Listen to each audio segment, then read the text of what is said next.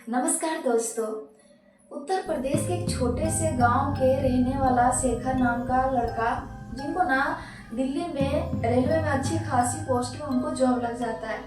वो ना कुछ महीने बाद में अपने घर परिवार को लेके दिल्ली में शिफ्ट हो जाता है। लेकिन जैसे अपने परिवार को लेके शिफ्ट होता है, उनके साथ में इतनी भयानक घटना घटती है जिसे आप लोग सुनोगे ना तो आप लोग का दिल दहल जाएगा। दोस्तों, कहानी में आगे बढ़ने से पहले अगर आप लोगों को ये कहानी अच्छी लगे तो कमेंट बॉक्स में जरूर बताइएगा। जो लोग नए हैं ना, प्लीज सब्सक्राइब कर लीजिएगा ताकि ऐसी वीडियो आपके पास सबसे पहले पहुंचे। दोस्तों, ये शेखर जो था ना, ये शेखर उत्तर प्रदेश के एक छोटे से गांव से बिलोंग करता था। शेखर का शादी हो चुका था, शेखर का छोटे छोटे 2 बच्चे थे। लेकिन शेखर ना अपनी पढ़ाई पूरी करने के बाद ये सोचता है ना कि हम रेलवे का तैयारी करते हैं, और वो रेलवे का तैयारी करता है और उनको दिल्ली में रेलवे में अच्छी खासी पोस्ट में उनको जॉब लग जाता है। वो पहले जाता है दिल्ली जॉब करने के लिए, लेकिन उनको ना बहुत सारी परेशानियां आने लगती है। तो वो सोचता है शेखर कि क्यों ना हम अपने बच्चे और बीवी को लेके आते हैं, परिवार को लेके आते हैं, तो इतनी परेशानी नहीं होगा। अब वो जाता है अपने घर से अपने बीवी और अपने बच्चे को लेके दिल्ली आ जाता है।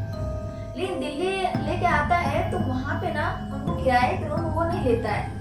वो दिल्ली से आउट एरिया में जाकर वो रूम लेता है, और इसलिए वो लेता है रूम क्योंकि जहाँ पे वो रूम ले रहा था ना, उसके कुछ ही दूर में उसकी बहन भी रहती थी।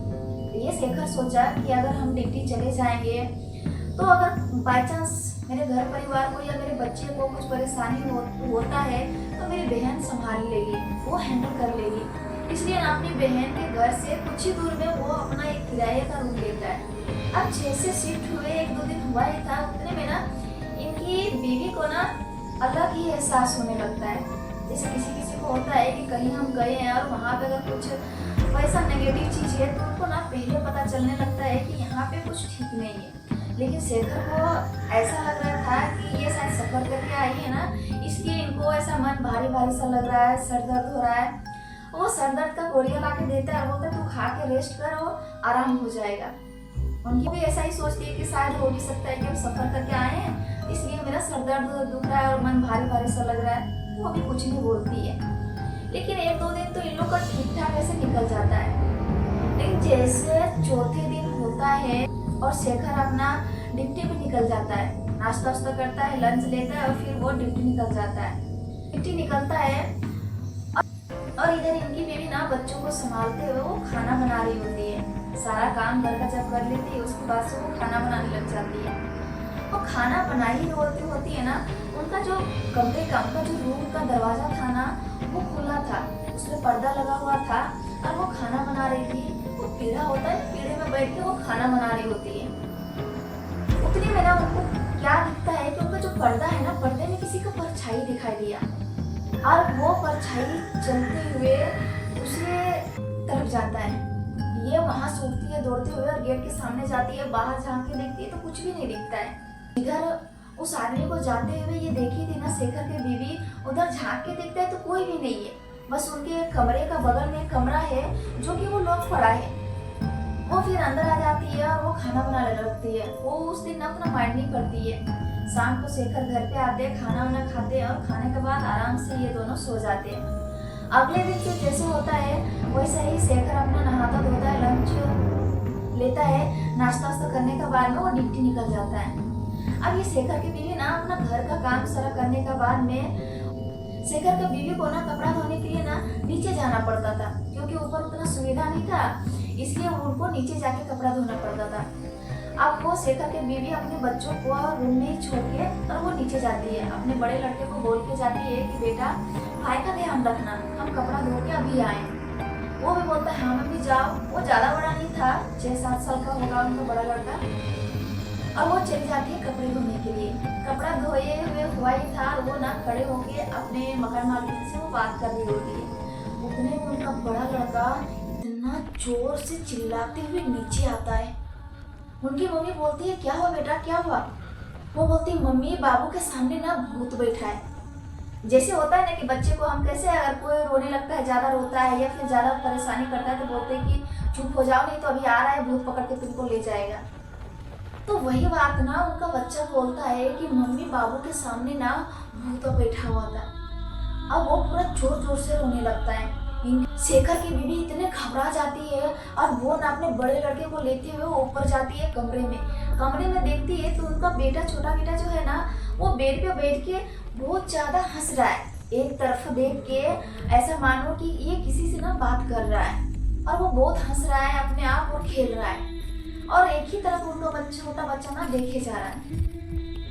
अब इनको ना कुछ वहाँ पे बिल्कुल भी ठीक नहीं लग रहा था। शेखर की बीवी सोचती है कि सच में कुछ तो है यहाँ पे। अब शेखर की बीवी ना अब खाना वाना खाने के बाद में वो अपने दोनों बच्चों को सुला के दोपहर के टाइम में वो भी अपने बच्चों के साथ में सो जाती है। अब सोए हुए कुछ ही टाइम हुआ था, उतने में ना उनका बड़ा लड़का बेड से ना नीचे गिर जाता है और पूरा जोर जोर से रोने लगता है। उनको ना सर पे चोट लग जाता है, सर से ना उनको हल्की हल्की खून निकलने लगता है। अब इनकी बीवी, शेखर की बीवी बहुत ज़्यादा घबरा जाती है। अपने बेटे को बोलती है, बेटा तुम गिरा कैसे? उनका बेटा बता रहा था कि मुझे ऐसा लगा मम्मी कि मुझे ना किसी ने धक्का दिया, इतना जोर से धक्का दिया कि मैं ऊपर से नीचे गिर पड़ा। शेखर की बीवी और ज़्यादा घबरा जाती है। शेखर की बीवी ना कमरा बंद करती है और अपने दोनों बच्चों को लेती है और वो अपने ननद के घर पे चली जाती है। वहाँ पे जाने के बाद में अपने ननद से सारी बात बताती है कि ऐसा ऐसा पता नहीं क्या है नहीं है, हम जब से आए तो हमारे साथ में कुछ ना कुछ हो रहा है। उनकी बहन बोलती है कि हमने भैया को मना किया था कि वो कमरा मत लेना, लेकिन सस्ते में मिल रहा था इसलिए भैया ने ले लिया।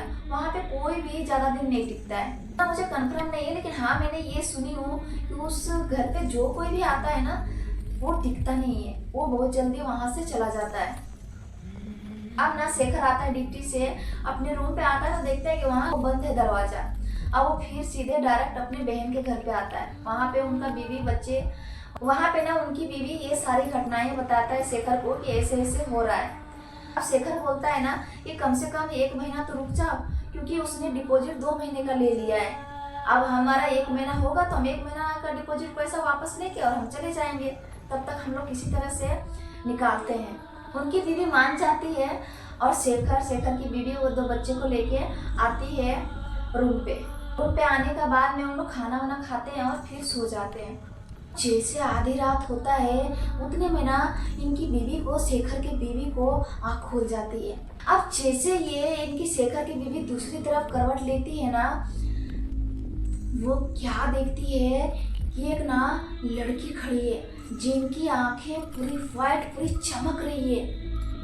ये उठती है और ये शेखर को उठाने का कोशिश करती है। शेखर देखो ना यहाँ पे कोई तो है।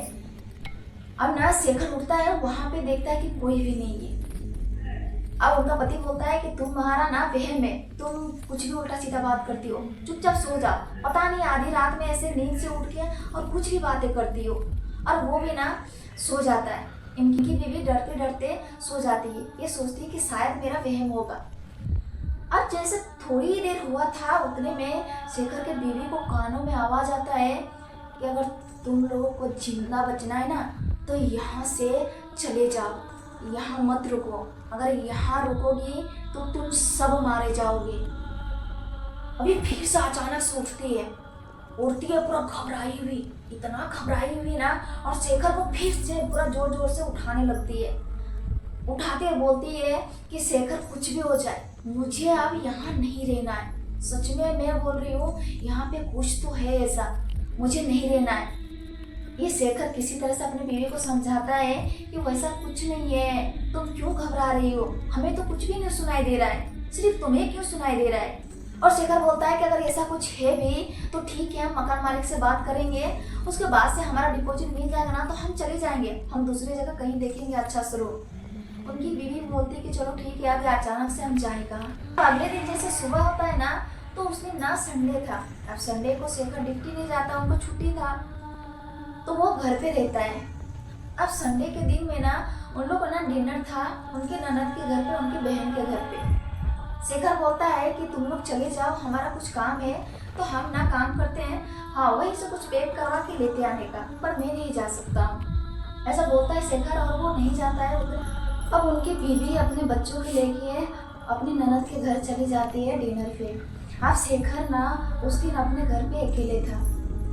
वो अब कुछ टाइम के बाद में वो कुर्सी लेता है, टेबल पे बैठ के वो कुछ लिखने लगता है, अपना हिसाब किताब कुछ कर रहा होता है, लिख रहा होता है शेखर ना। उतने में ना खिड़की के तरफ से ऐसा लग रहा था कि किसी का परछाई जो कि ना पूरा जोर जोर से हंस रहा है। इतनी भयानक आवाज से हंस रही होती है ना। ये उठता है और जाके खिड़की के पास में पर्दा हटाता है तो वहां पे देख रहे कोई नहीं है। ये सोचता है कि शायद ना मेरा ऐसा कुछ वहम होगा। वो दोबारा आता है और फिर लिखने लगता है। लिख ही रहा होता है तो उतने में ना फिर से उनको पायल की आवाज आता है। ऐसा लग रहा था शेखर को कमरे के ना आसपास में वो मंडरा रही है।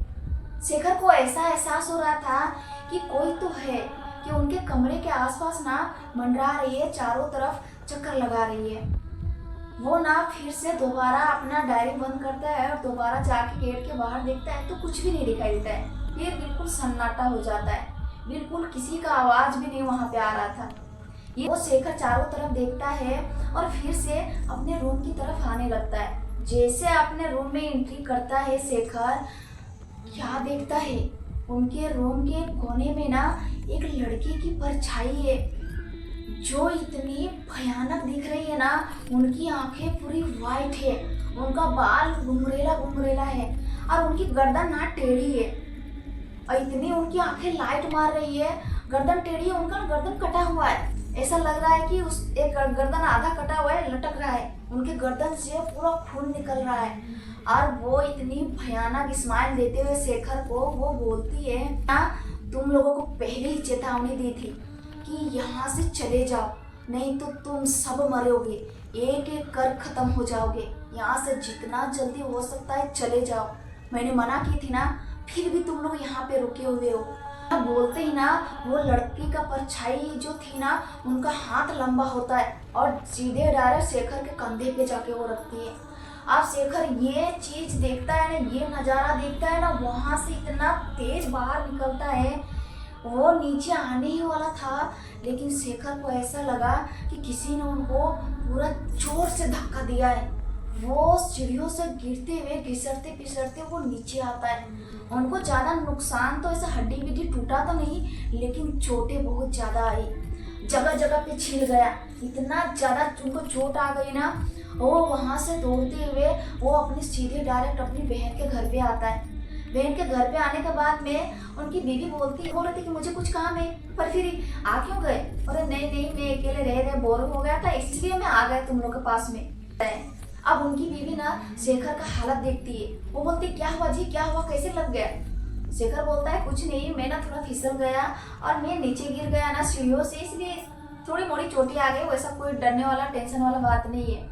वो अपन बीवी को लेके आता है अपने रूम पे, वहाँ पे आता है और डायरेक्ट अपने मकान मालिक के पास जाता है और वहाँ पे वो बात करता है कि मेरा जितना मैंने डिपॉजिट दिया हो ना, मेरा डिपॉजिट वापस करो। अभी का भी ये रूम खाली कर रहा हूँ, मुझे नहीं रहना है। अगर कुछ था तो हम लोगों से आपने छुपाया क्यों?